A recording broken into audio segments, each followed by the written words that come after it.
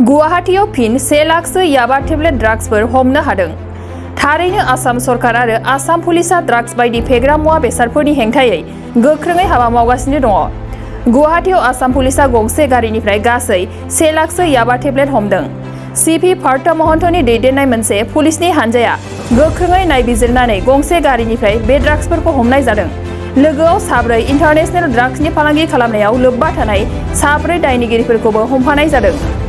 हमजानाय दायनिगिरिफोरनि मुंफोरानो जाबाय मोहम्मद इस्लामुद्दीन 40 बोसोर बैसो, मोहम्मद आबु 21 बोसोर बैसो, मोहम्मद शाकिर आहमेद 22 बोसोर बैसोनि साथामबो मणिपुर रायजोनि थागिबि आरो सासेया मोहम्मद अब्बास आली 22 बोसोर बैसो बिहार रायजोनि थागिबि।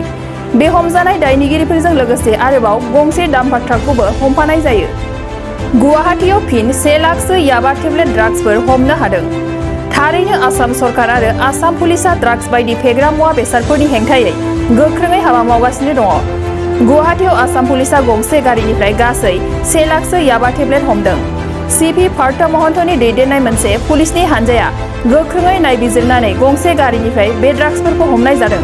लोगोआव साब्रै इन्टारनेशनेल ड्राग्सनि फालांगि खालामनायाव लोब्बा थानाय साब्रै दायनिगिरिफोरखौबो हमफानाय जादों। हमजानाय दायनिगिरिफोरनि मुंफोरानो जाबाय मोहम्मद इस्लामुद्दीन 40 बोसोर बैसो, मोहम्मद आबु 21 बोसोर बैसो, मोहम्मद शाकिर आहमेद 22 बोसोर बैसोनि साथामबो मणिपुर रायजोनि थागिबि आरो सासेया मोहम्मद अब्बास आली 22 बोसोर बैसो बिहार रायजोनि थागिबि। बे हमजानाय दायनिगिरिफोरजों लोगोसे आरोबाव गंसे डाम्पार ट्राकखौबो हमफानाय जायो। मोनसे फोसावथाय खैराबारि उपेन्द्र नेशनेल एकाडेमि फरायसालियाव देग्लायनिफ्राय 11 थाखोनि मुं थिसननाया सोलिगासिनो। फरायसुला आरो फरायसुलिफ्रा थाखो 11आव मुं थिसननो गोनो गोथो जानानै दंब्ला एबा देग्लायनि मेट्रिक आनजादाव उथ्रिना गुबुन फरायसालिमाफोराव मुं थिसननायाव मानिबाफोर जेंना नुजाथिदोंब्ला नोंथांमोना जिंगा दासि। खैराबारि उपेन्द्र नेशनेल एकाडेमि फरायसालिया नोंथांमोननो थाखो 11नि सोलोंथाइ लानो खाबु होदों आरो बे फरायसालियाव दा मुं थिसननाया सोलिगासिनो दं। बे फरायसालिया उदालगुरि जिल्लायाव दं। मख'जाथावदि बे फरायसालियाव देग्लायनि मेट्रिक आनजादाव गासै 80 सा फरायसुला फरायसुलिफ्रा गासैबो मोजां जौखोन्दो लानानै उथ्रिसार जानो हादों।